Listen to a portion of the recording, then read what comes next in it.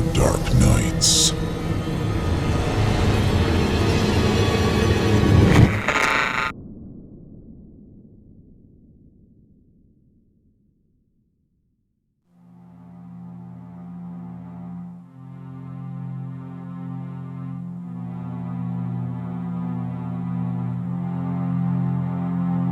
The Legend of Sleepy Hollow by Washington Irving. Narrated by Heather Ordover.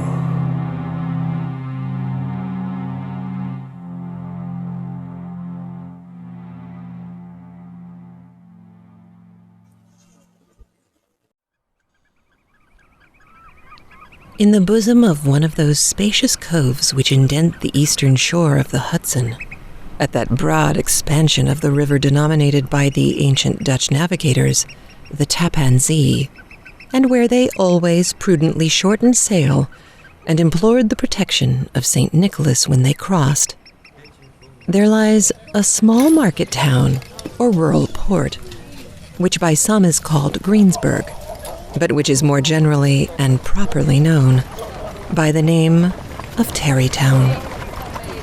This name was given, we are told, in former days, by the good housewives of the adjacent country, from the inveterate propensity of their husbands to linger about the village tavern on market days.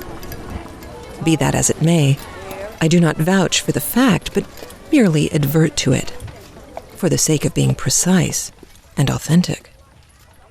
Not far from this village, perhaps about 2 miles, there's a little valley, or rather lap of land among high hills, which is one of the quietest places in the whole world. A small brook glides through it, with just murmur enough to lull one to repose, and the occasional whistle of a quail or tapping of a woodpecker is almost the only sound that ever breaks in upon the uniform tranquility.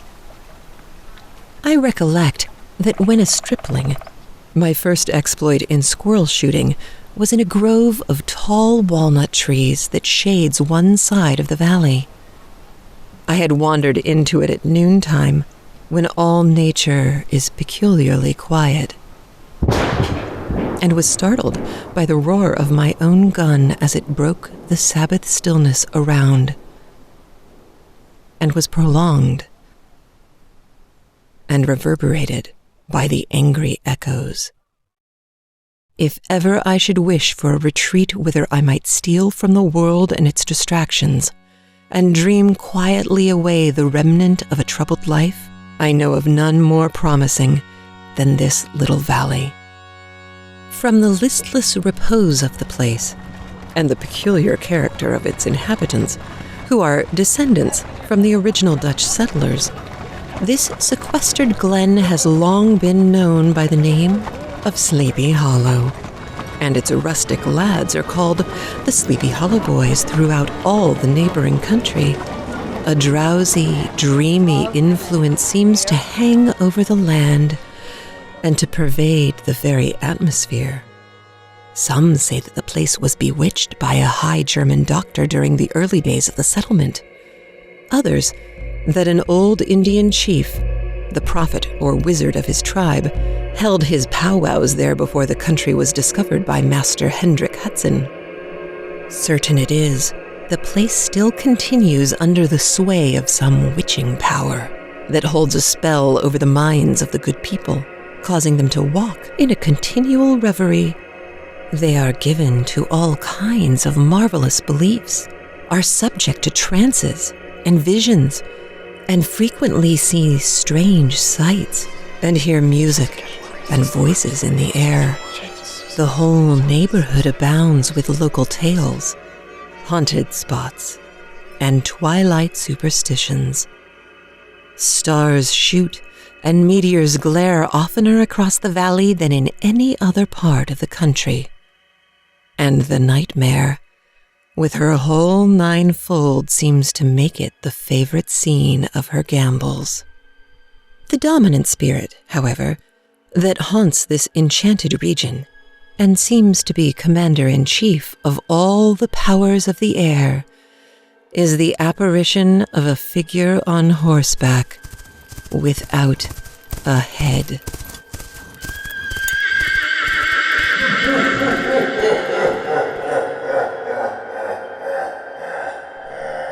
It is said by some to be the ghost of a Hessian trooper whose head had been carried away by a cannonball in some nameless battle during the Revolutionary War, and who is ever and anon seen by the country folk hurrying along in the gloom of night as if on the wings of the wind.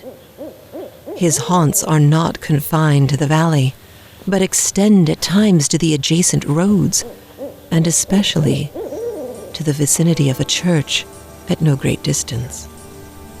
Indeed, certain of the most authentic historians of these parts, who have been careful in collecting and collating the floating facts concerning the spectre, allege that the body of the trooper, having been buried in the churchyard, the ghost rides forth to the scene of battle in a nightly quest of its head, and that the rushing speed with which he sometimes passes along the hollow like a midnight blast is owing to his being belated and in a hurry to get back to the churchyard before daybreak.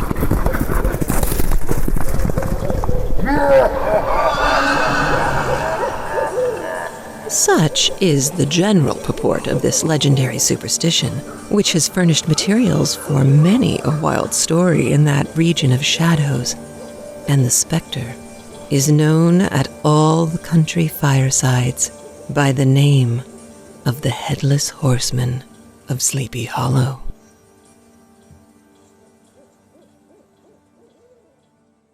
It is remarkable that the visionary propensity I have mentioned is not confined to the native inhabitants of the valley, but is unconsciously imbibed by every one who resides there for a time. However wide awake they may have been before they entered that sleepy region, they are sure, in a little time, to inhale the witching influence of the air, and begin to grow imaginative, to dream dreams, and see apparitions. I mention this peaceful spot with all possible laud, for it is in such little retired Dutch valleys found here and there embosomed in the great state of New York that population, manners, and customs remain fixed, while the great torrent of migration and improvement, which is making such incessant changes in other parts of this restless country, sweeps by them unobserved. They are like those little nooks of still water which border a rapid stream, where we may see the straw and bubble riding quietly at anchor, or slowly revolving in their mimic harbor, undisturbed by the rush of the passing current. Though many years have elapsed since I trod the drowsy shades of Sleepy Hollow, yet I question whether I should not still find the same trees and the same families vegetating in its sheltered bosom. In this by-place of nature there abode, in a remote period of American history, that is to say some 30 years since, a worthy wight of the name of Ichabod Crane, who sojourned, or as he expressed it, tarried in Sleepy Hollow for the purpose of instructing the children of the vicinity.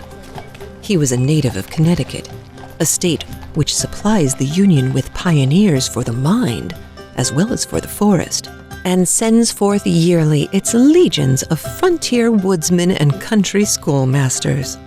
The cognomen of Crane was not inapplicable to his person. Hello. He was tall, but exceedingly lank, with narrow shoulders, long arms and legs, hands that dangled a mile out of his sleeves, feet that might have served for shovels, and his whole frame most loosely hung together. Excuse me, sir. His head was small and flat at top, with huge ears, large green glassy eyes, and a long snipe nose, so that it looked like a weathercock perched upon his spindle neck to tell which way the wind blew. Gentlemen, To see him striding along the profile of a hill on a windy day, with his clothes bagging and fluttering about him, one might have mistaken him for the genius of famine descending upon the earth, or some scarecrow eloped from a cornfield. Pardon me. His schoolhouse was a low building of one large room, rudely constructed of logs. The windows partly glazed and partly patched with leaves of old copybooks. It was most ingeniously secured at vacant hours by a withe twisted in the handle of the door, and stakes set against the window shutters, so that, though a thief might get in with perfect ease, he would find some embarrassment at getting out, an idea most probably borrowed by the architect Joost van Houten from The Mystery of an Eel Pot. I suppose it'll have to do. The schoolhouse stood in a rather lonely but pleasant situation, just at the foot of a woody hill, with a brook running close by and a formidable birch tree growing at one end of it. From hence, the low murmur of his pupils' voices, conning over their lessons, might be heard in a drowsy summer's day like the hum of a beehive, interrupted now and then by the authoritative voice of the master. Children, be quiet. In the tone of menace or command, or peradventure by the appalling sound of the birch, Off to school with you now. Off to school. as he urged some tardy loiterer along the flowery path of knowledge. Truth to say, he was a conscientious man, and ever bore in mind the golden maxim, spare the rod and spoil the child. Ichabod Crane's scholars certainly were not spoiled. I would not have it imagined, however, that he was one of those cruel potentates of the school who joy in the smart of their subjects. On the contrary, he administered justice with discrimination rather than severity, taking the burden off the backs of the weak and laying it on those of the strong. Your mere puny stripling that winced at the least flourish of the rod was passed by with indulgence. But the claims of justice were satisfied by inflicting a double portion on some little tough, wrong-headed, broad-skirted Dutch urchin who sulked and swelled and grew dogged and sullen beneath the birch. This hurts me, lad, much more than it hurts you. All this he called doing his duty by their parents, and he never inflicted a chastisement without following it by the assurance, so consolatory to the smarting urchin, that he would remember it and thank him for it the longest day he had to live. I'm sure you'll thank me for this one day. Mm-hmm. Hey, you, come back here, urchin.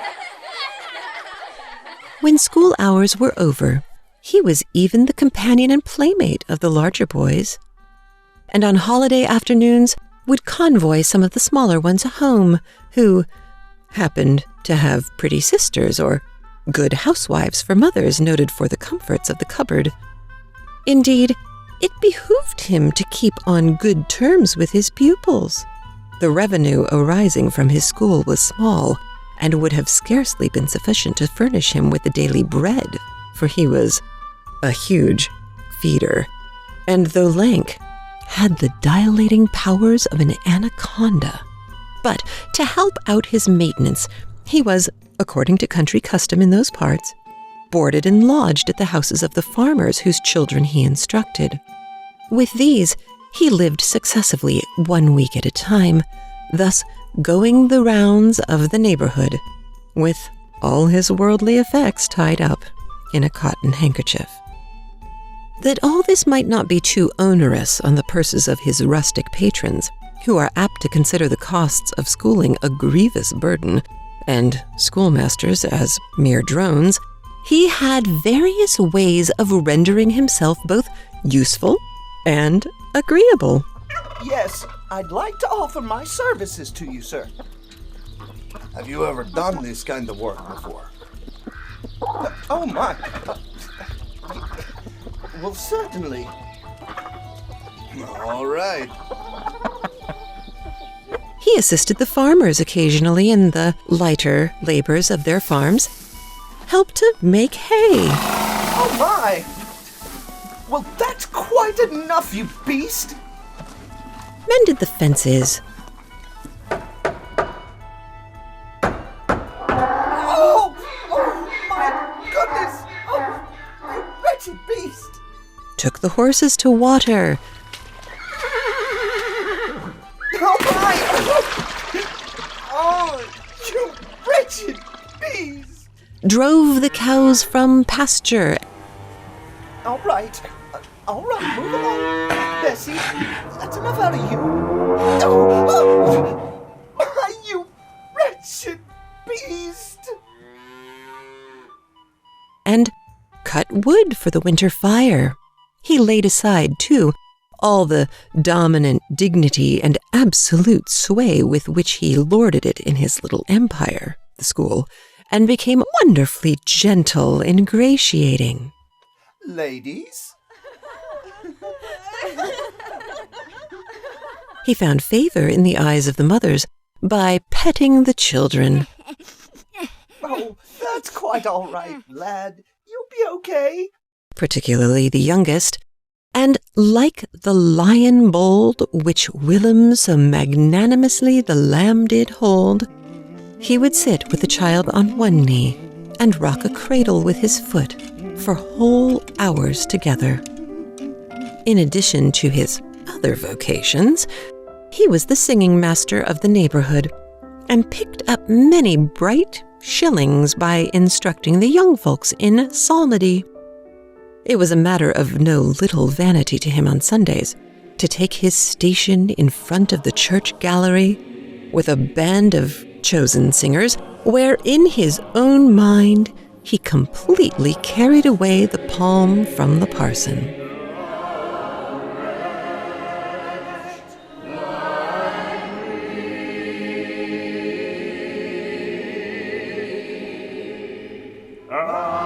Certain it is, his voice resounded far above all the rest of the congregation, and there are peculiar quavers still to be heard in that church, and which may even be heard half-mile off, quite to the opposite side of the mill pond on a still Sunday morning, which are said to be legitimately descended from the nose of Ichabod Crane.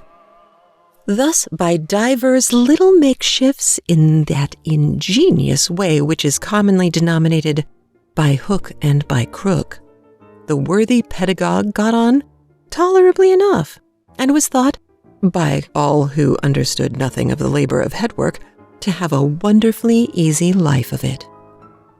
The schoolmaster is generally a man of some importance in the female circle of a rural neighborhood, being considered a kind of idle gentleman-like personage of vastly superior taste and accomplishments to the rough country swains, and, indeed, inferior in learning only to the parson.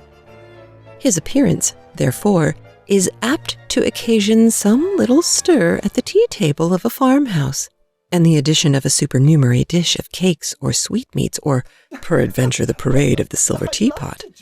Our man of letters, therefore, was peculiarly happy in the smiles of all the country damsels.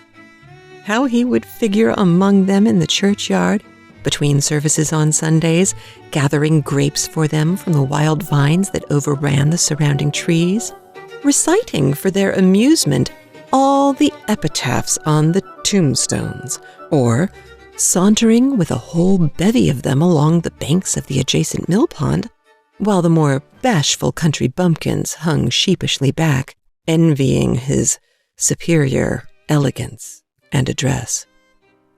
From his half-itinerant life, also, he was a kind of traveling gazette, carrying the whole budget of local gossip from house to house, so that his appearance was always greeted with satisfaction.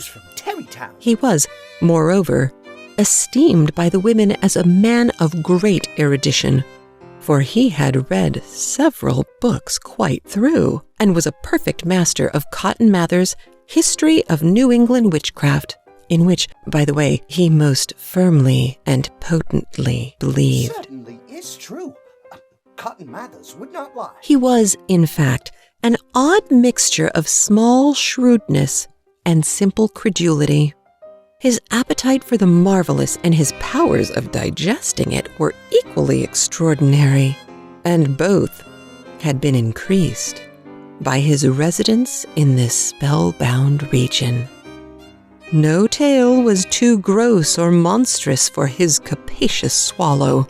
It was often his delight, after his school was dismissed in the afternoon, to stretch himself on the rich bed of clover bordering the little brook that whimpered by his schoolhouse, and there con over old Mather's direful tales until the gathering dusk of evening made the printed page a mere mist before his eyes.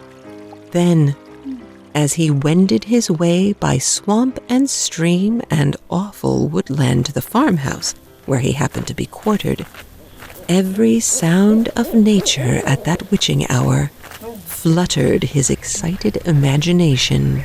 The moan of the whippoorwill from the hillside, the boding cry of the tree-toad, that harbinger of storm, the dreary hooting of the screech owl, or the sudden rustling in the thicket of birds frightened from their roost.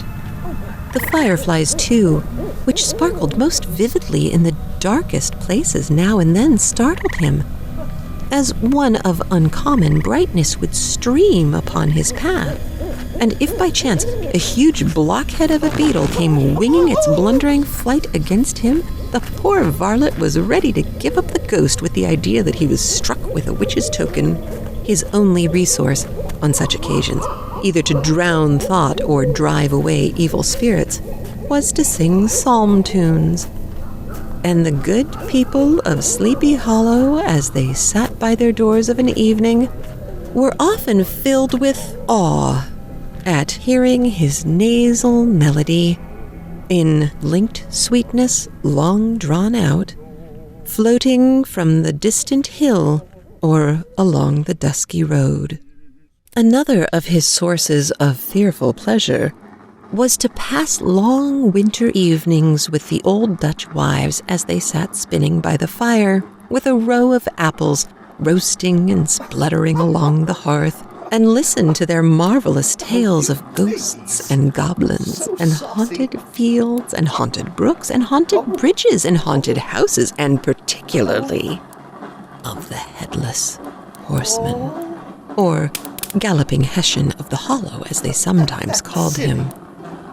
He would delight them equally by his anecdotes of witchcraft and of the direful omens and portentous sights and sounds in the air which prevailed in the earlier times of Connecticut, and would frighten them woefully with speculations upon comets and shooting stars, and with the alarming fact that the world did absolutely turn round, and that they were half the time topsy-turvy. But if there was a pleasure in all this, while snugly cuddling in the chimney corner of a chamber that was all of a ruddy glow from the crackling wood fire, and where, of course, no spectre dared to show its face, it was dearly purchased by the terrors of his subsequent walk homewards. What fearful shapes and shadows beset his path amidst the dim and ghastly glare of a snowy night! With what wistful look did he eye every trembling ray of light streaming across the waste fields from some distant window! How often was he appalled by some shrub covered with snow, which, like a sheeted spectre, beset his very path! How often did he shrink with curdling awe at the sound of his own steps on the frosty crust beneath his feet, and dread to look over his shoulder, lest he should behold some uncouth being trampling close behind him. And how often was he thrown into complete dismay by some rushing blast, howling among the trees in the idea that it was the galloping Hessian on one of his nightly scourings. What was that? All these, however, were mere terrors of the night, phantoms of the mind that walk in darkness.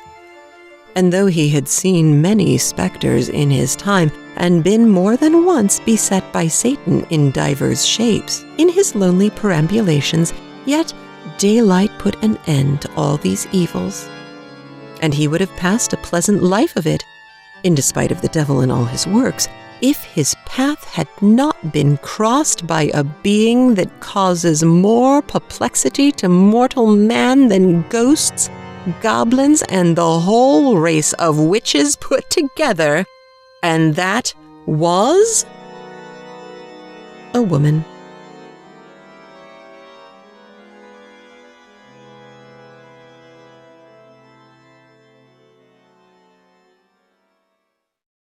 Among the musical disciples who assembled one evening in each week to receive his instructions in psalmody was Katrina Van Tassel, Well, hello, Lady Van Tassel. the daughter and only child of a substantial Dutch farmer. Oh, my. Oh, that's beautiful. Wonderful. She was a blooming lass of fresh 18, plump as a partridge, ripe and melting and rosy-cheeked as one of her father's peaches, and universally famed not merely for her beauty, but for her vast expectations. She was, withal, a little of a coquette, as might be perceived even in her dress, which was a mixture of ancient and modern fashions, as most suited to set off her charms. She wore the ornaments of pure yellow gold, which her great-great-grandmother had brought over from Saardam, the tempting stomacher of the olden time, and withal a provokingly short petticoat to display the prettiest foot and ankle in the country round. Ichabod Crane had a soft and foolish heart towards the sex, and it is not to be wondered at that so tempting a morsel soon found favor in his eyes, more especially after he had visited her in her paternal mansion. Old Baltus Van Tassel was a perfect picture of a thriving, contented, liberal-hearted farmer. He seldom, it is true, sent either his eyes or his thoughts beyond the boundaries of his own farm, but within those, everything was snug, happy, and well-conditioned. He was satisfied with his wealth, but not proud of it, and piqued himself upon the hearty abundance rather than the style in which he lived. His stronghold was situated on the banks of the Hudson, in one of those green, sheltered, fertile nooks in which the Dutch farmers are so fond of nestling. A great elm tree spread its broad branches over it, at the foot of which bubbled up a spring of the softest and sweetest water in a little well formed of a barrel, and then stole sparkling away through the grass to a neighboring brook that babbled along among alders and dwarf willows. Hard by the farmhouse was a vast barn that might have served for a church, every window and crevice of which seemed bursting forth with the treasures of the farm. The flail was busily resounding within it from morning to night. Swallows and martins skimmed twittering about the eaves, and rows of pigeons, some with one eye turned up as if watching the weather, some with their heads under their wings or buried in their bosoms, and others swelling and cooing and bowing about their dames, were enjoying the sunshine up on the roof. Sleek, unwieldy porkers were grunting in the repose and abundance of their pens, from whence sallied forth now and then troops of suckling pigs, as if to snuff the air. A stately squadron of snowy geese were riding in an adjoining pond, convoying whole fleets of ducks, Regiments of turkeys were gobbling through the farmyard, and guinea fowls fretting about it like ill-tempered housewives with their peevish, discontented cry. Before the barn door strutted the gallant cock, that pattern of a husband, a warrior, and a fine gentleman, clapping his burnished wings and crowing in the pride and gladness of his heart, sometimes tearing up the earth with his feet and then generously calling his ever-hungry family of wives and children to enjoy the rich morsel which he had discovered. The pedagogue's mouth watered as he looked upon this sumptuous promise of luxurious winter fare. In his devouring mind's eye, he pictured to himself every roasting pig running about with a pudding in his belly and an apple in his mouth. The pigeons were snugly put to bed in a comfortable pie, and tucked in with a coverlet of crust. The geese were swimming in their own gravy, and the ducks pairing cozily in dishes, like snug married couples with a decent competency of onion sauce. Yum, yum.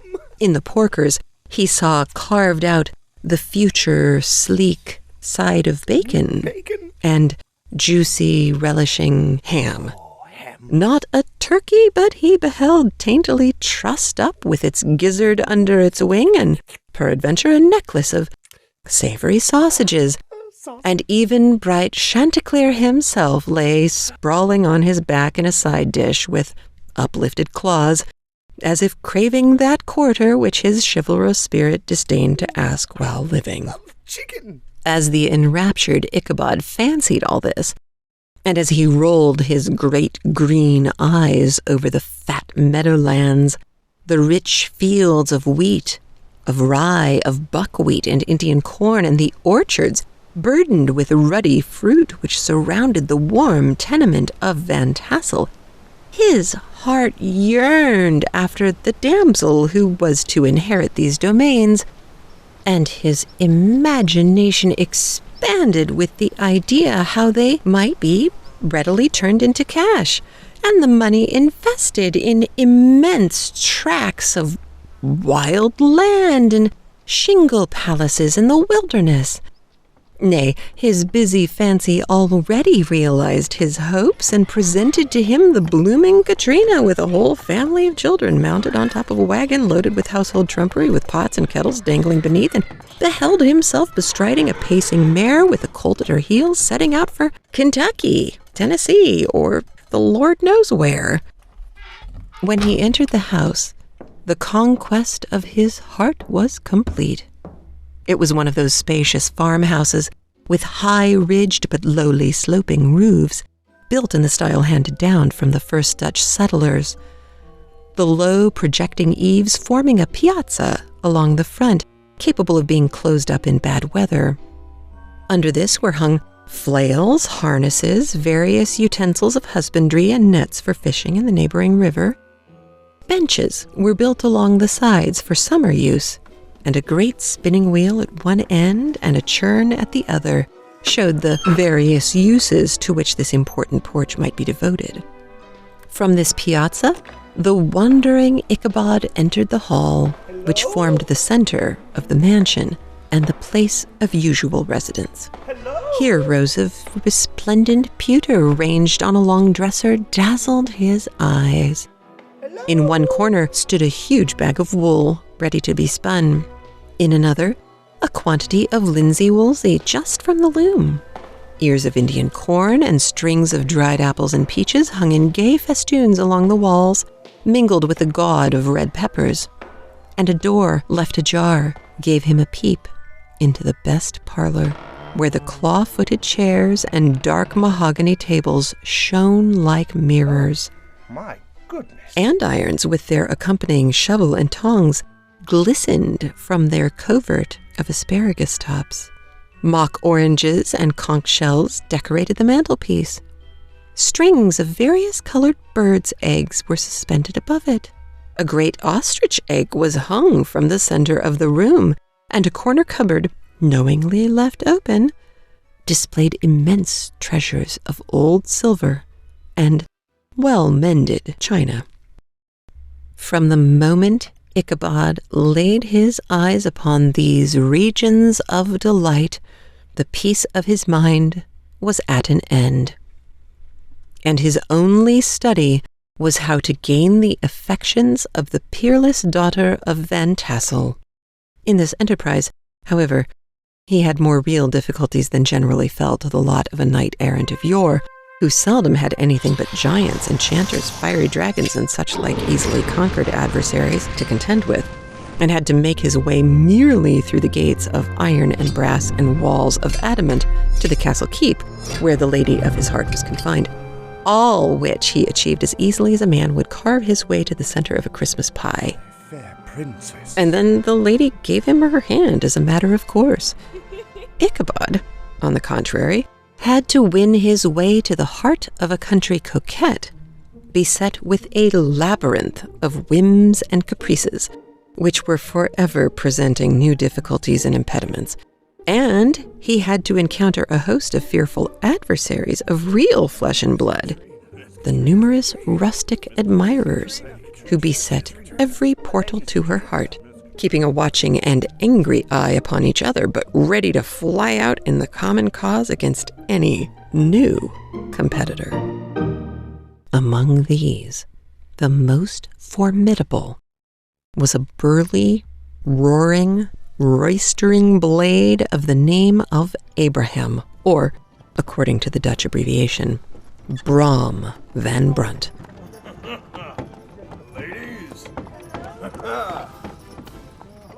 The hero of the country round, which rang with his feats of strength and hardihood. He was broad-shouldered and double-jointed, with short, curly black hair and a bluff but not unpleasant countenance.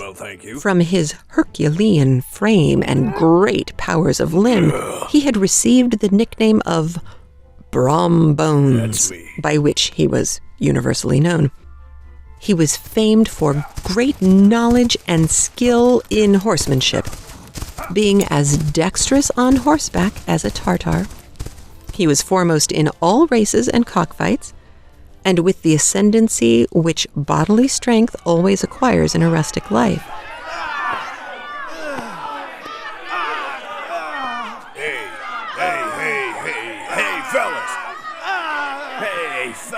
Fellas, that'll be enough out of you two, was the umpire in all disputes, setting his hat on one side and giving his decisions with an air and tone that admitted of no gainsay or appeal. He was always ready for either a fight or a frolic, but had more mischief than ill will in his composition, and with all his overbearing roughness, there was a strong dash of waggish good humor at bottom. He had 3 or 4 boon companions who regarded him as their model, and at the head of whom he scoured the country, attending every scene of feud or merriment for miles around. In cold weather, he was distinguished by a fur cap surmounted with a flaunting fox's tail, and when the folks at a country gathering descried this well-known crest at a distance whisking about among the squad of hard riders, they always stood by for a squall. Sometimes his crew would be heard dashing along past the farmhouses at midnight with whoop and a halloo, like a troop of Don Cossacks, and the old dames, startled out of their sleep, would listen for a moment till the hurry-scurry had clattered by, and then exclaim, "Aye, there goes Brom Bones and his gang." The neighbors looked upon him with a mixture of awe, admiration, and goodwill, and when any madcap prank or rustic brawl occurred in the vicinity, always shook their heads and warranted Brom Bones was at the bottom of it. This rantipole hero had for some time singled out the blooming Katrina for the object of his uncouth gallantries. Watch this, fellas. Ouch! Oh my goodness! How you like that, Mr. Ichabod? Abraham Van Brunt. I'm sorry, Katrina. And though his amorous toyings were something like the gentle caresses and endearments of a bear, yet it was whispered that she did not altogether discourage his hopes.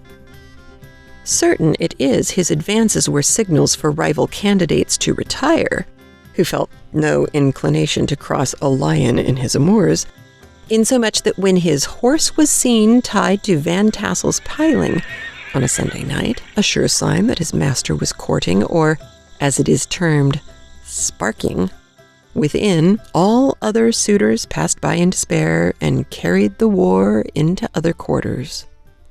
Such was the formidable rival with whom Ichabod Crane had to contend, and, considering all things, a stouter man than he would have shrunk from the competition, and a wiser man would have despaired. He had, however, a happy mixture of pliability and perseverance in his nature. He was in form and spirit like a supplejack, yielding but tough. Though he bent, he never broke, and though he bowed beneath the slightest pressure, yet the moment it was away, jerk, he was as erect and carried his head as high as ever. To have taken the field openly against his rival would have been madness, for he was not a man to be thwarted in his amours, any more than that stormy lover Achilles. Ichabod, therefore, made his advances in a quiet and gently insinuating manner. Good day, kind sir. Can I help you, sir? Yes, I am here to see the Lady Katrina for her singing lessons. Under cover of his character of singing master, he made frequent visits at the farmhouse. I'll fetch Miss Katrina for you. Not that he had anything to apprehend from the meddlesome interference of parents, which is so often a stumbling block in the path of lovers. Wow, well, good day, Mr. Ichabod. You here to see my lovely Katrina? Balt Van Tassel was an easy, indulgent soul. He loved his daughter better even than his pipe, and like a reasonable man and an excellent father, let her have her way in everything. His notable little wife, too, had enough to do to attend to her housekeeping and managing her poultry. Baltus, you get in here. Let them two be. Martha, you two have fun. For, as she sagely observed, ducks and geese are foolish things and must be looked after, but girls can take care of themselves. Thus, while the busy dame bustled about the house or plied her spinning wheel at the end of the piazza, honest Balt would sit smoking his evening pipe at the other, watching the achievements of a little wooden warrior who, armed with a sword in each hand, was most valiantly fighting the wind on the pinnacle of the barn. In the meantime, Ichabod would carry on his suit with the daughter by the side of the spring under the great elm, or sauntering along in the twilight, that hour so favorable to the lover's eloquence. I profess not to know how women's hearts are wooed and won. To me, they have always been matters of riddle and admiration. Some seem to have but one vulnerable point or door of access, while others have 1,000 avenues and may be captured on 1,000 different ways. It is a great triumph of skill to gain the former, but a still greater proof of generalship to maintain possession of the latter. For man must battle for his fortress at every door and window. He who wins 1,000 common hearts is therefore entitled to some renown, but he who keeps undisputed sway over the heart of a coquette is indeed a hero. Certain it is this was not the case with the redoubtable Brombones, and from the moment Ichabod Crane made his advances, the interests of the former evidently declined. His horse was no longer seen tied to the palings on the Sunday night, and a deadly feud gradually arose between him and the preceptor of Sleepy Hollow.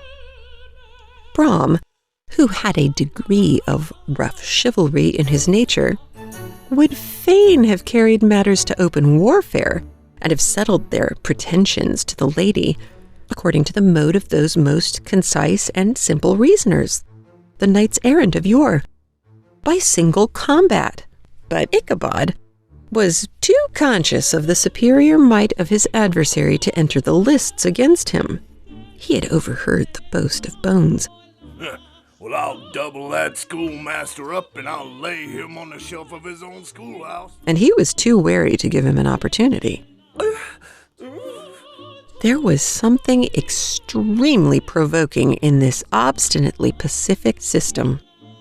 It left Brom no alternative but to draw upon the funds of rustic waggery in his disposition, and to play off boorish practical jokes upon his rival.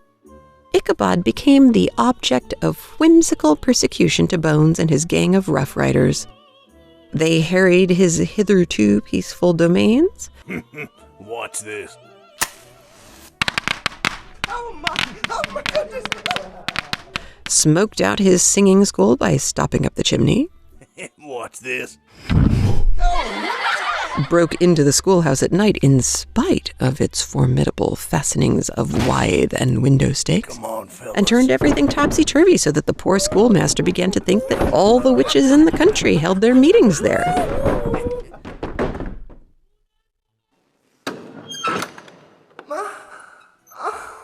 Oh my word! But what was still more annoying, Brom took all opportunities of turning him into ridicule in presence of his mistress. Watch this. Here he comes, boy. And had a scoundrel dog whom he taught to whine in the most ludicrous manner, and introduced as a rival of Ichabod's to instruct her in psalmody. In this way matters went on for some time, without producing any material effect on the relative situations of the contending powers. On a fine autumnal afternoon, Ichabod, in pensive mood, sat enthroned on the lofty stool from whence he usually watched all the concerns of his little literary realm. In his hand he swayed a ferule, that scepter of despotic power. The birch of justice reposed on 3 nails behind the throne, a constant terror to evildoers, while on the desk before him might be seen sundry contraband articles and prohibited weapons detected upon the persons of idle urchins, such as half-munched apples, pop guns, whirligigs, fly cages, and whole legions of rampant little paper gamecocks.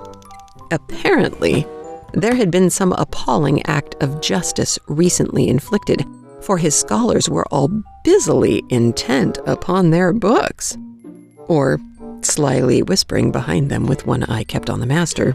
And a kind of buzzing stillness reigned throughout the classroom. It was suddenly interrupted by the appearance of a Negro in tow-cloth jacket and trousers, a round-crowned fragment of a hat like the cap of Mercury, and mounted on the back of a ragged, wild, half-broken colt, which he managed with a rope by way of a halter. He came clattering up to the school door with an invitation to Ichabod to attend a merrymaking, or quilting frolic.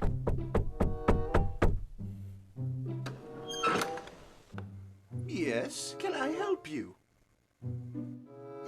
Now I have a message here from Mr. Ichabod Crane. Are you Mr. Ichabod? Why, yes. Thank you. To be held that evening at Mynheer Van Tassel's. And having delivered his message with that air of importance and effort at fine language which a Negro is apt to display on petty embassies of the kind, Thank you, sir. he dashed over the brook and was seen scampering away up the hollow, full of the importance and hurry of his mission. All was now bustle and hubbub in the late quiet schoolroom. The scholars were hurried through their lessons without stopping at trifles. Those who were nimble skipped over half with impunity, and those who were tardy had a smart application now and then in the rear to quicken their speed or help them over a tall word. Books were flung aside without being put away on the shelves. Inkstands were overturned, benches thrown down, and the whole school was turned loose an hour before the usual time. Bursting forth like a legion of young imps, yelping and racketing around the green in joy at their early emancipation. The gallant Ichabod now spent at least an extra half hour at his toilet, brushing and furbishing up his best, and indeed only suit of rusty black, and arranging his locks by a bit of broken looking-glass that hung up in the schoolhouse, that he might make his appearance before his mistress in the true style of a cavalier. Oh, Lady Katrina. He borrowed a horse from the farmer with whom he was domiciliated, She's the best horse I'll have, Mr. Ichabod. a cholerical Dutchman of the name of Hans van Ripper. Well, yes, I suppose she'll work. And thus gallantly mounted, issued forth like a knight-errant in quest of adventures. But it is meet I should, in the true spirit of romantic story, give some account of the looks and equipments of my hero and his steed. The animal he bestrode was a broken-down plow horse that had outlived almost everything but its viciousness. He was gaunt and shagged with a ewe-neck and head like a hammer. His rusty mane and tail were tangled and knotted with burrs. One eye had lost its pupil and was glaring and spectral, but the other had the gleam of a genuine devil in it. Still, he must have had fire and metal in his day, if we may judge from the name he bore of Gunpowder. He had, in fact, been a favorite steed of his master's, the choleric Van Ripper, who was a furious rider and had infused very probably some of his own spirit into the animal. For old and broken down as he looked, there was more of the lurking devil in him than in any young filly in the country. Ichabod was a suitable figure for such a steed. He rode with short stirrups, which brought his knees nearly up to the pommel of the saddle. His sharp elbows stuck out like a grasshopper's. He carried the whip perpendicularly in his hand like a scepter, and as his horse jogged on, the motion of his arms was not unlike the flapping of a pair of wings.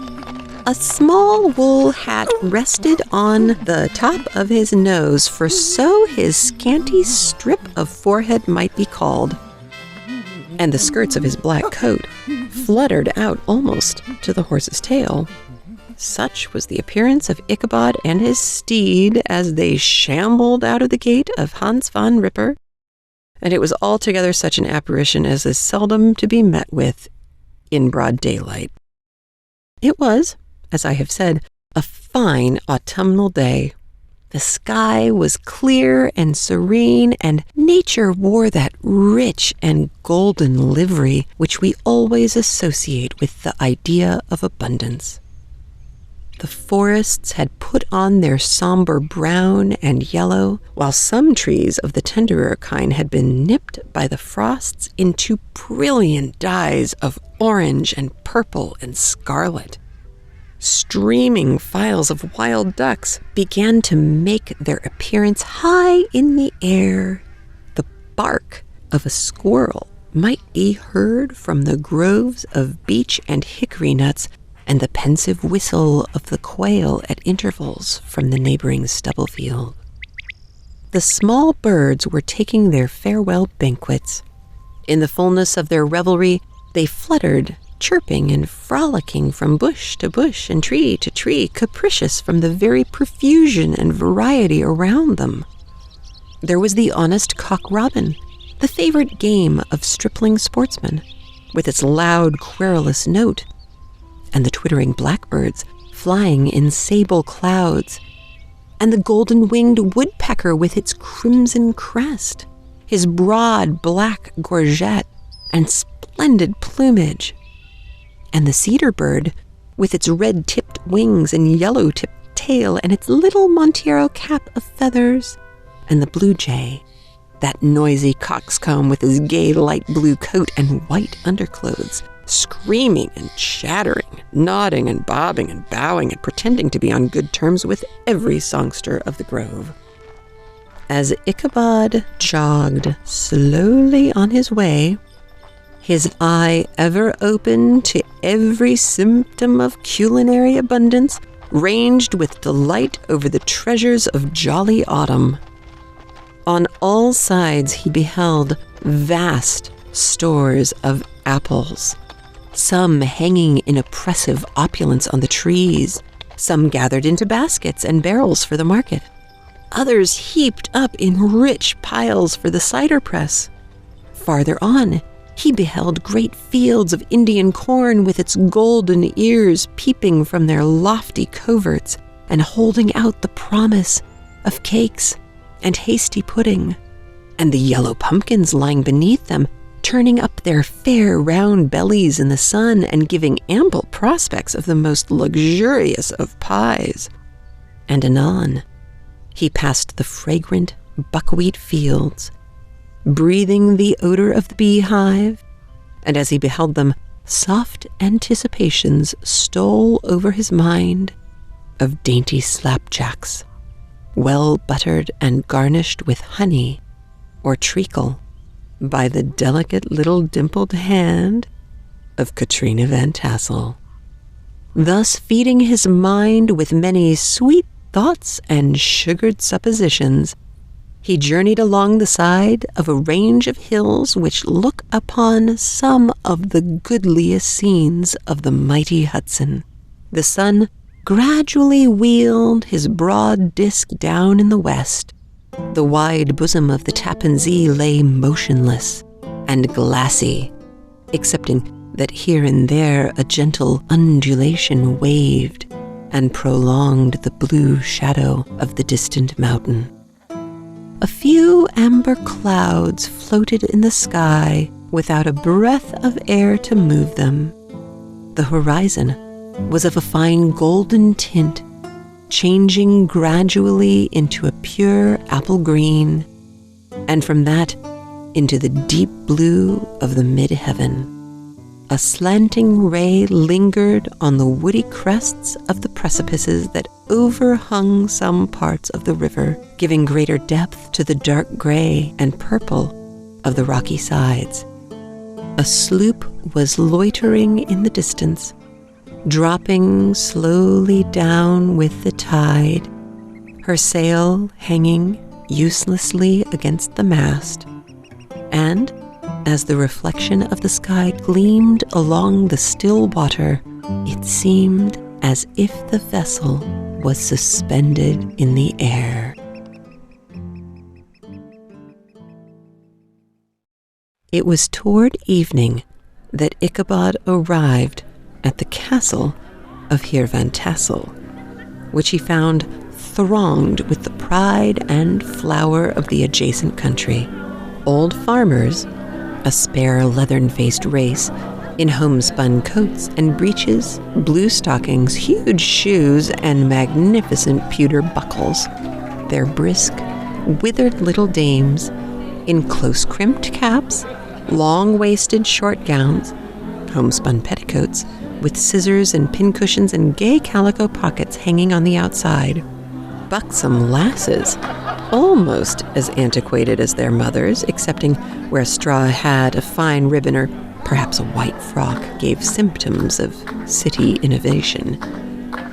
The sons, in short, square-skirted coats with rows of stupendous brass buttons, and their hair generally queued in the fashion of the times, especially if they could procure an eel skin for the purpose, it being esteemed throughout the country as a potent nourisher and strengthener of the hair. Brom Bones, however, was the hero of the scene. Having come to the gathering on his favorite steed, Daredevil, a creature like himself, full of metal and mischief, and which no one but himself could manage. He was, in fact, noted for preferring vicious animals, given to all kinds of tricks which kept the rider in constant risk of his neck, for he held a tractable, well-broken horse as unworthy of a lad of spirit. Fain would I pause to dwell upon the world of charms that burst upon the enraptured gaze of my hero as he entered the state parlor of Van Tassel's mansion. Not those of the bevy of buxom lasses with their luxurious display of red and white, but the ample charms of a genuine Dutch country tea table in the sumptuous time of autumn. Such heaped up platters of cakes of various and almost indescribable kinds, known only to experienced Dutch housewives. There was the doughty donut, the tender oliekoek, and the crisp and crumbling cruller, sweet cakes and short cakes, ginger cakes and honey cakes, and the whole family of cakes. And then there were apple pies and peach pies and pumpkin pies, besides slices of ham and smoked beef, and moreover, delectable dishes of preserved plums and peaches and pears and quinces, not to mention broiled shad and roasted chickens, together with bowls of milk and cream, all mingled higgledy-piggledy, pretty much as I've enumerated them, with the motherly teapot, sending up its clouds of vapor from the midst. Heaven bless the mark. I want breath and time to discuss this banquet as it deserves, and am too eager to get on with my story. Happily, Ichabod Crane was not in so great a hurry as his historian, but did ample justice to every dainty. He was a kind and thankful creature, whose heart dilated in proportion as his skin was filled with good cheer, and whose spirits rose with eating, as some men's do with drink. He could not help, too, rolling his large eyes round him as he ate, and chuckling with the possibility that he might one day be lord of all this scene of almost unimaginable luxury and splendor. Then he thought how soon he'd turn his back upon the old schoolhouse, snap his fingers in the face of Hans von Ripper and every other niggardly patron, and kick any itinerant pedagogue out of the doors that should dare to call him comrade. Dare you?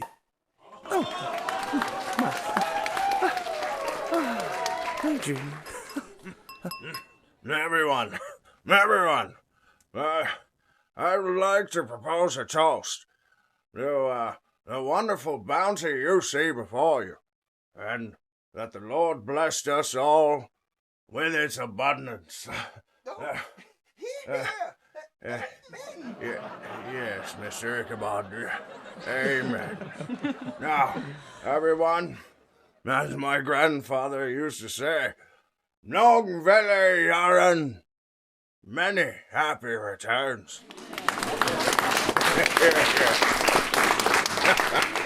Enjoy yourselves. Old Baltus Van Tassel moved about among his guests with a face dilated with content and good humor, round and jolly as the harvest moon. His hospitable attentions were brief but expressive, being confined to a shake of the hand, a slap on the shoulder, a loud laugh, and a pressing invitation to fall to and help themselves. And now, the sound of the music from the common room or hall summoned the dance. The musician was an old gray-headed Negro who had been the itinerant orchestra of the neighborhood for more than half a century. His instrument was as old and battered as himself.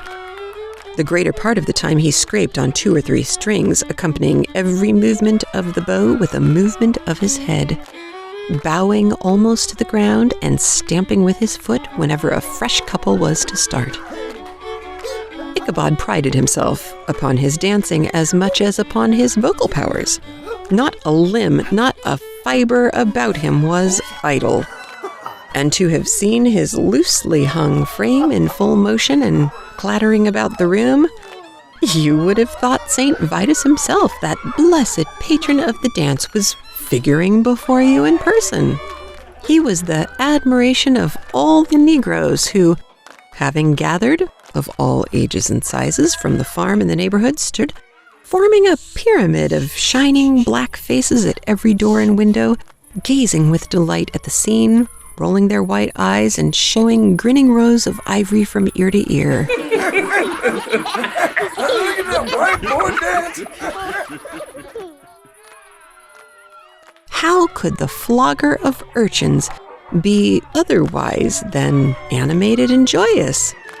The lady of his heart was his partner in the dance, and smiling graciously in reply to all his amorous oglings. While Brom Bones, sorely smitten with love and jealousy, sat brooding by himself in one corner. When the dance was at an end, Ichabod was attracted to a knot of the sager folks, who, with old Van Tassel, sat smoking at one end of the piazza, gossiping over former times and drawing out long stories about the war. And the British, they'd hire those Hessian mercenaries. I saw them run a man down in the field. On horseback, they ran him down. He was on foot. And that Hessian just rode right by him and swung his sword and chopped that man's head right off.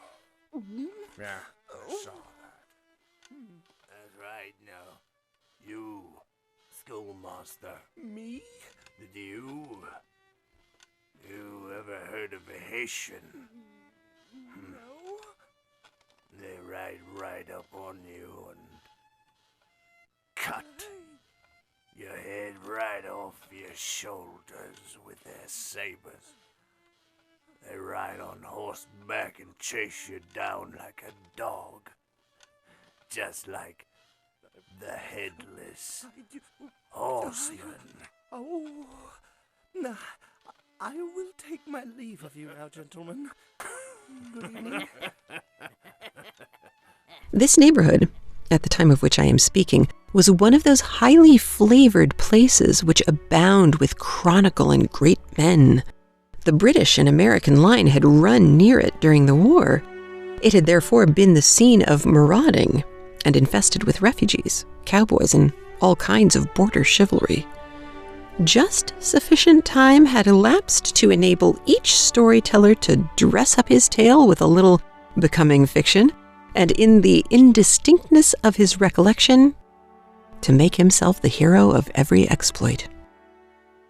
There was the story of Doffue Martling, a large blue-bearded Dutchman who had nearly taken a British frigate with the old iron 9-pounder from a mud breastwork. That's right, take that one back to King George with ya. All right, no one panic. No one panic. I'm on fire. Put me out. Only Put me out. that his gun burst at the 6th discharge. And there was an old gentleman who shall be nameless, being too rich a minor to be lightly mentioned, who in the Battle of White Plains, being an excellent master of defense, parried a musket ball with a small sword, insomuch that he absolutely felt it whiz round the blade and glance off at the hilt, in proof of which he was ready at any time to show the sword, You see, I told you, look right there. with the hilt a little bent. There were several more that had been equally great in the field, not one of whom but was persuaded that he had a considerable hand in bringing the war to a happy termination. But all of these were nothing compared to the tales of ghosts and apparitions that succeeded. The neighborhood is rich in legendary treasures of the kind. Local tales and superstitions thrive best in these sheltered, long-settled retreats, but are trampled underfoot by the shifting throng that forms the population of most of our country places. Besides, There's no encouragement for ghosts in most of our villages, for they have scarcely had time to finish their first nap and turn themselves in their graves before their surviving friends have traveled away from the neighborhood, so that when they do turn out at night to walk their rounds, they have no acquaintances left to call upon. This is perhaps the reason why we so seldom hear of ghosts, except in our long-established Dutch communities. The immediate cause, however, of the prevalence of supernatural stories in these parts was doubtless owing to the vicinity of Sleepy Hollow. There was a contagion in the very air that blew from that haunted region. It breathed forth an atmosphere of dreams and fancies infecting all the land. Several of the Sleepy Hollow people were present at Van Tassel's and, as usual, were doling out their wild and wonderful legends. Many dismal tales were told about funeral trains, and mourning cries and wailings heard and seen about the great tree where the unfortunate Major Andre was taken, and which stood in the neighborhood. Some mention was made also of the woman in white that haunted the dark glen at Raven Rock, and was often heard to shriek on winter nights before a storm, having perished there in the snow. The chief part of the stories, however, turned upon the favorite specter of Sleepy Hollow, the Headless Horseman, who had been heard several times of late, patrolling the country, and it was said, tethered his horse nightly among the graves in the churchyard. The sequestered situation of this church seems always to have made it a favorite haunt of troubled spirits. It stands on a knoll, surrounded by locust trees and lofty elms, from among which its decent, whitewashed walls shine modestly forth, like Christian purity, beaming through the shades of retirement. A gentle slope descends from it to a silver sheet of water, bordered by high trees, between which peeps may be caught at the blue hills of the Hudson. To look upon its grass-grown yard, where the sunbeams seem to sleep so quietly, one would think that there, at least, the dead might rest in peace. On one side of the church extends a wide, woody dell, along which raves a large brook among broken rocks and trunks of fallen trees. Over a deep black part of the stream, not far from the church, was formerly thrown a wooden bridge. The road that led to it, and the bridge itself, were thickly shaded by overhanging trees, which cast a gloom about it, even in the daytime, but occasioned a fearful darkness at night. Such was one of the favorite haunts of the Headless Horseman, and the place where he was most frequently encountered. The tale was told of old Brouwer, a most heretical disbeliever in ghosts, how he met the horseman returning from his foray into Sleepy Hollow and was obliged to get up behind him, and how they galloped over bush and brake, over hill and swamp, until they reached the bridge, when the horseman suddenly turned into a skeleton, threw old Brouwer into the brook, and sprang away over the treetops with a clap of thunder. This story was immediately matched by a thrice marvelous adventure of Brom Bones. Oh, Brouwer, you're so full of beans. With all due respect. Who made light of the galloping Hessian as an errant jockey. You think that's something? Well, on my way home He affirmed that on returning one night from the neighboring village of Sing Sing, he had been overtaken by this midnight trooper. Hey there, Headless. Want a race? That he had offered to race with him for a bowl of punch, and should have won it too, for Daredevil beat the goblin horse all hollow. But just as they came to the church bridge, the Hessian bolted and vanished in a flash of fire. All these tales, told in that drowsy undertone with which men talk in the dark, the countenances of the listeners only now and then receiving a casual gleam from the glare of a pipe, sank deep into the mind of Ichabod.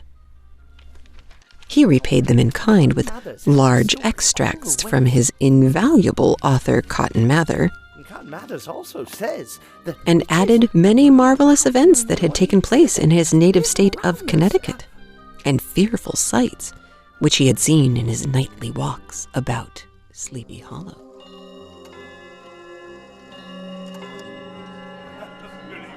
The revel now gradually broke up. The old farmers gathered together their families in their wagons and were heard for some time rattling along the hollow roads and over the distant hills. Some of the damsels mounted on pillions behind their favorite swains, and their light-hearted laughter, mingling with the clatter of hoofs, echoed along the silent woodlands, sounding fainter and fainter until they gradually died away, and the late scene of noise and frolic was all silent and deserted.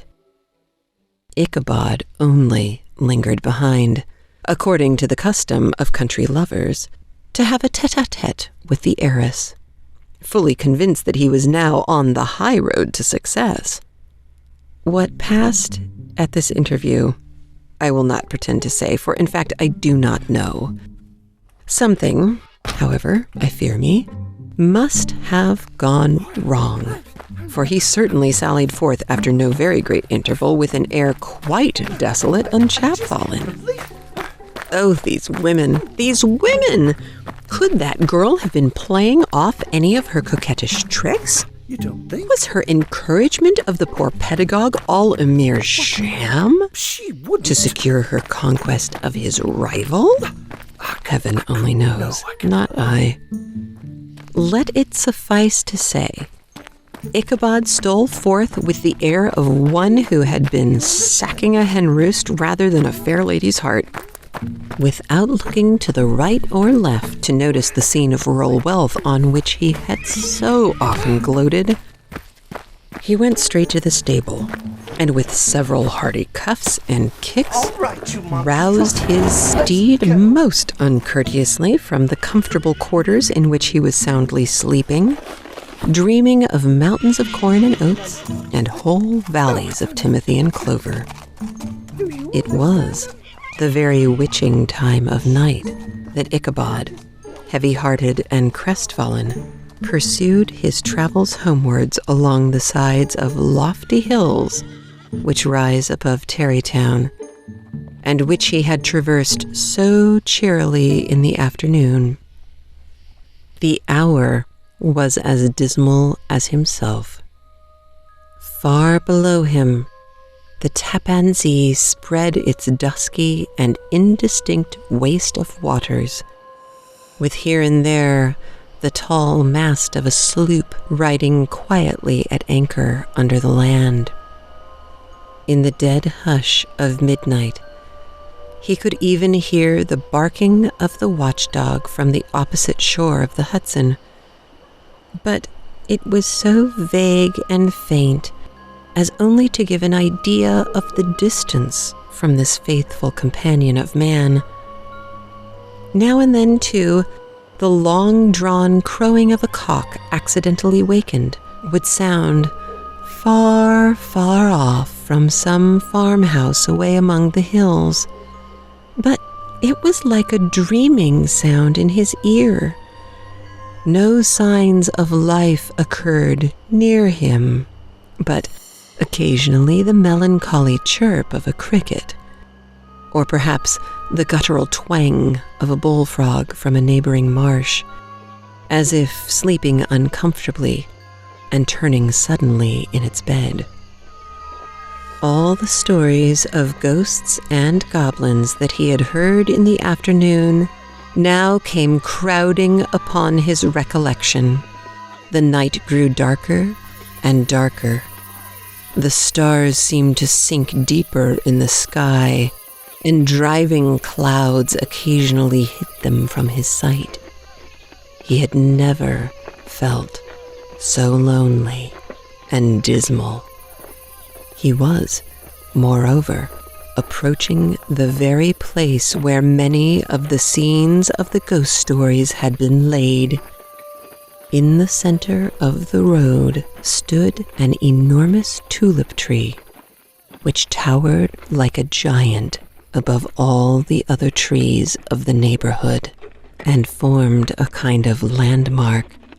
Its limbs were gnarled and fantastic, large enough to form trunks for ordinary trees, twisting down almost to the earth and rising again into the air. It was connected with the tragical story of the unfortunate Andre, who had been taken prisoner hard by and was universally known by the name of Major Andre's tree. The common people regarded it with a mixture of respect and superstition, partly out of sympathy for the fate of its ill-starred namesake, and partly from the tales of strange sights and doleful lamentations told concerning it. As Ichabod approached this fearful tree, he began to whistle. He thought his whistle was answered. It was but a blast sweeping sharply through the dry branches. As he approached a little nearer, he thought he saw something white hanging in the midst of the tree. He paused and ceased whistling, but, on looking more narrowly, perceived that it was a place where the tree had been scathed by lightning and the white wood laid bare.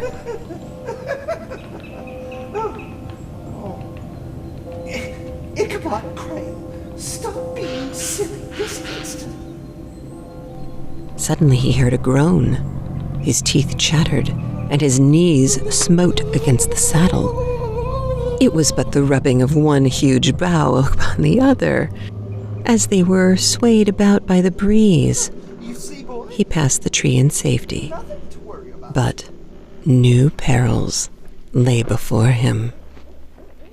About 200 yards from the tree, a small brook crossed the road and ran into a marshy and thickly wooded glen known by the name of Wiley's Swamp. A few rough logs laid side by side served for a bridge over this stream. On that side of the road, where the brook entered the wood, a group of oaks and chestnuts, matted thick with wild grapevines, threw a cavernous gloom over it. To pass this bridge was the severest trial.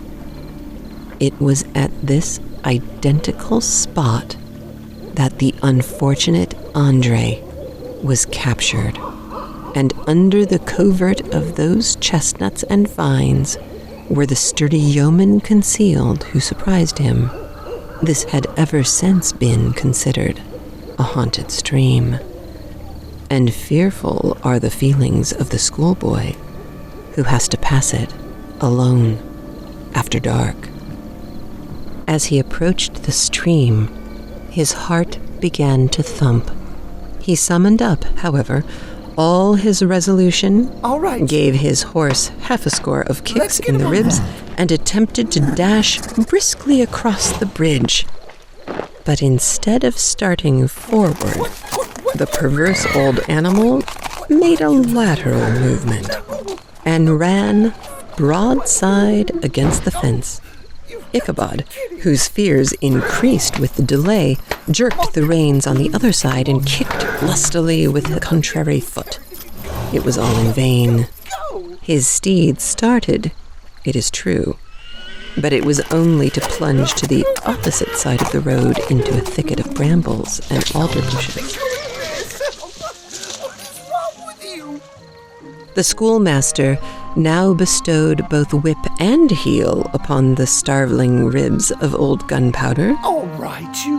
I have had quite enough.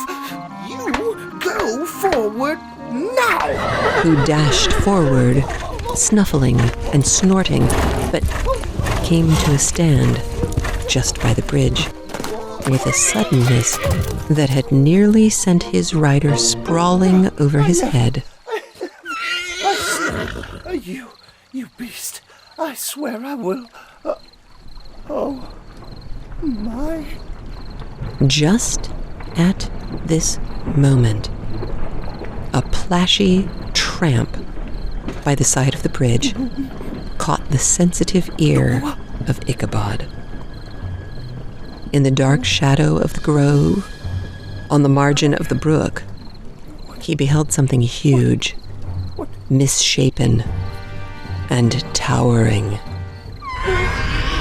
It stirred not, but seemed gathered up in the gloom, like some gigantic monster ready to spring upon the traveler. The hair of the affrighted pedagogue rose upon his head with terror. What was to be done? To turn and fly was now too late. And besides, what chance was there of escaping ghost or goblin, if such it was, which could ride upon the wings of the wind? Summoning up, therefore, a show of courage, he demanded in stammering accents, Who are you? He received no reply. He repeated his demand in a still more agitated voice. Sir, I demand to know, who are you? Still, there was no answer. Once more, he cudgeled the sides of the inflexible gunpowder, and shutting his eyes, broke forth with involuntary fervor into a psalm tune.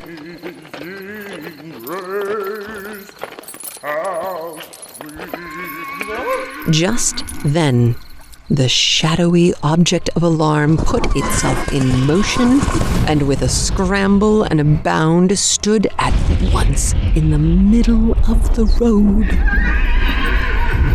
Though the night was dark and dismal, yet the form of the unknown might now in some degree be ascertained. He appeared to be a horseman of large dimensions, and mounted on a black horse of powerful frame. He made no offer of molestation or sociability, but kept aloof on one side of the road, jogging along on the blind side of old Gunpowder, who had now got over his fright and waywardness.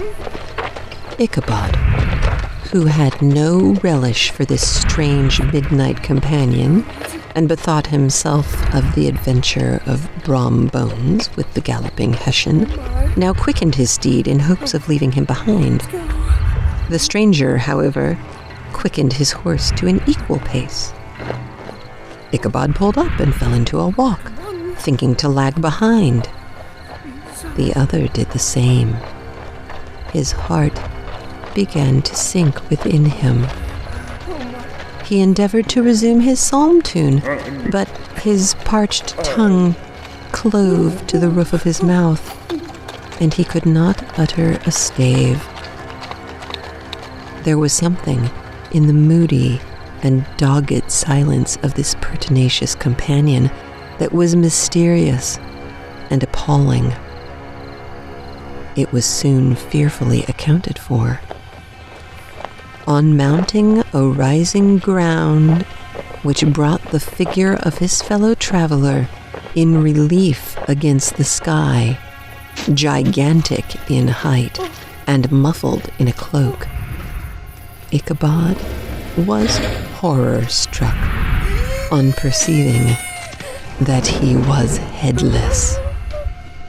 But his horror was still more increased on observing that the head, which should have rested on his shoulders, was carried before him on the pommel of his saddle.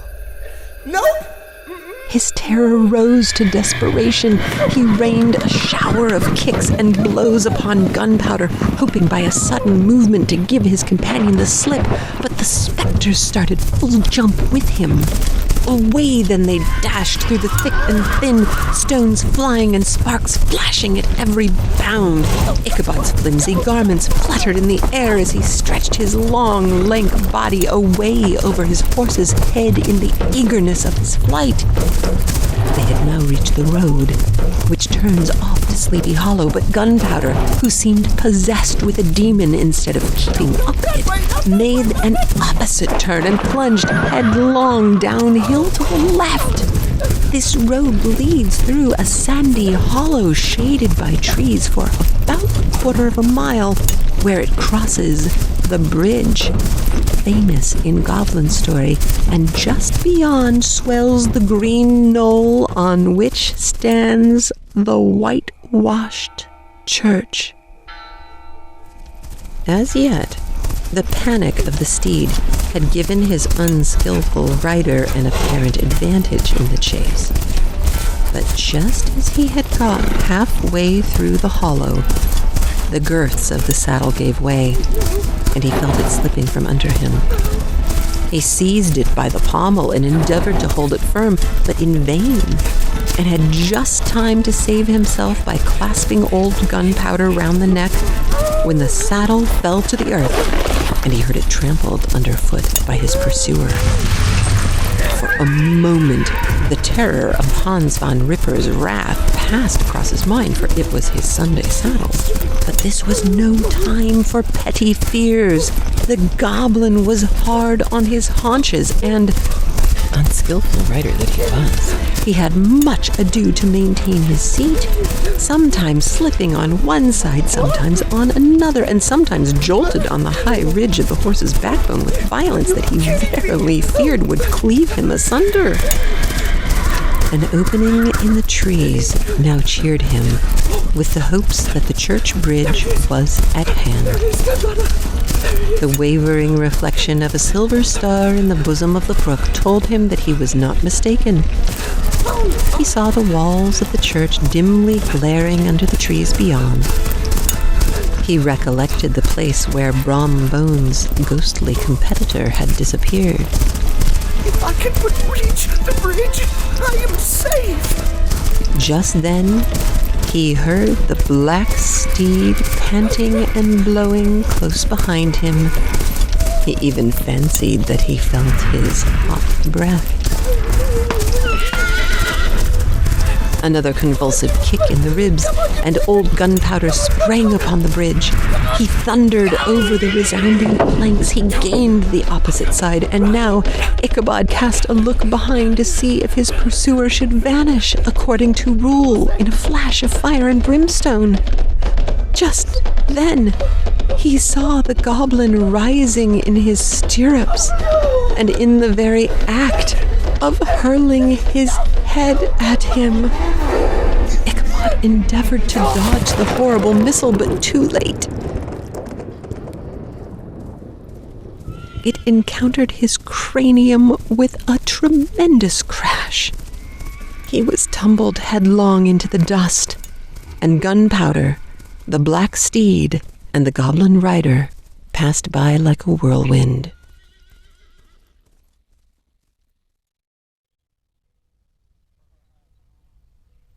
The next morning, the old horse was found without his saddle and with the bridle under his feet, soberly cropping the grass at his master's gate. Ichabod did not make his appearance at breakfast. Dinner hour came, but no Ichabod. The boys assembled at the schoolhouse. I wonder where Mr. Ichabod is. Yeah, I know. And strolled idly about the banks of the brook. My daddy told me that he heard the headless horseman got him. No way, Kevin. Yes, he did so. You guys shut up. You're so full of beans, Kevin. But no schoolmaster. Hans von Ripper now began to feel some uneasiness about the fate of poor Ichabod. I tell you what, that Ichabod Crane. And his saddle. He better hope the headless horseman got him. An inquiry was set on foot.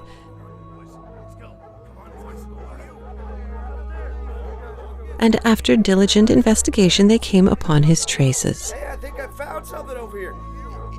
In one part of the road leading to the church was found the saddle, trampled in the dirt. Don't look good. The tracks of horses' hoofs, deeply dented in the road, and evidently at furious speed, were traced to the bridge, beyond which, on the bank of a broad part of the brook, where the water ran deep and black, It looks like his hat. was found the hat of the unfortunate Ichabod, and close beside it, Here's the rest of the pumpkin. a shattered pumpkin. Well, we've done everything we can. We tried to find the schoolmaster. Let's go home. The brook was searched, but the body of the schoolmaster was not to be discovered. Hans von Ripper, as executor of his estate, examined the bundle which contained all his worldly effects. They consisted of 2 shirts and a half, 2 stocks for the neck, a pair or 2 of worsted stockings, an old pair of corduroy small clothes, a dusty razor, a book of psalm tunes full of dog ears, and a broken pitch pipe. As to the books and furniture of the schoolhouse, they belonged to the community, excepting Cotton Mather's History of Witchcraft, a New England almanac, and a book of dreams and fortune-telling, in which last was a sheet of foolscap much scribbled and blotted in several fruitless attempts to make a copy of verses in honor of the heiress of Van Tassel. These magic books and the poetic scrawl were forthwith consigned to the flames by Hans von Ripper, who, from that time forward, determined to send his children no more to school, observing that he never knew any good come of the same reading and writing. Whatever money the schoolmaster possessed, and he had received his quarter's pay but a day or 2 before, he must have had it about his person at the time of his disappearance. The mysterious event caused much speculation at the church on the following Sunday. Knots of gazers and gossips were collected in the churchyard, at the bridge, and at the spot where the hat and pumpkin had been found.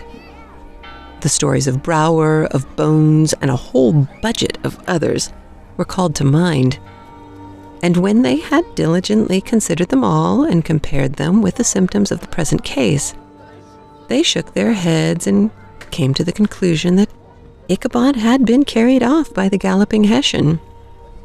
As he was a bachelor and in nobody's debt, nobody troubled his head any more about him. The school was removed to a different quarter of the hollow, and another pedagogue reigned in his stead. It is true, an old farmer who had been down to New York on a visit several years after, and from whom this account of the ghostly adventure was received, brought home the intelligence that Ichabod Crane was still alive, that he had left the neighborhood partly through fear of the goblin and Hans von Ripper, and partly in mortification at having been suddenly dismissed by the heiress, that he had changed his quarters to a distant part of the country. And so you see, my dear gentleman, if the glove doesn't fit, you must quit. Had kept school and studied law at the same time, had been admitted to the bar, turned politician, electioneered, written for the newspapers, and finally had been made a justice of the 10-pound court. Brom Bones, too, who, shortly after his rival's disappearance, conducted the blooming Katrina in triumph to the altar. You may now kiss the bride. Hey. All right.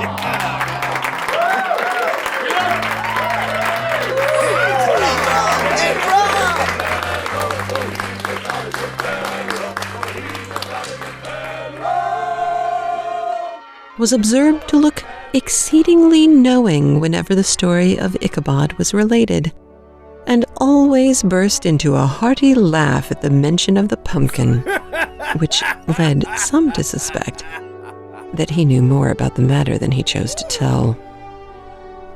The old country wives, however, who are the best judges of these matters, maintain to this day that Ichabod was spirited away by supernatural means, and it is a favorite story often told about the neighborhood round the winter evening fire. The bridge became more than ever an object of superstitious awe, and that may be the reason why the road has been altered of late years, so as to approach the church by the border of the mill pond. The schoolhouse, being deserted, soon fell to decay, and was reported to be haunted by the ghost of the unfortunate pedagogue, and the ploughboy loitering homeward of a still summer evening has often fancied his voice at a distance, chanting a melancholy psalm tune among the tranquil solitudes of Sleepy Hollow.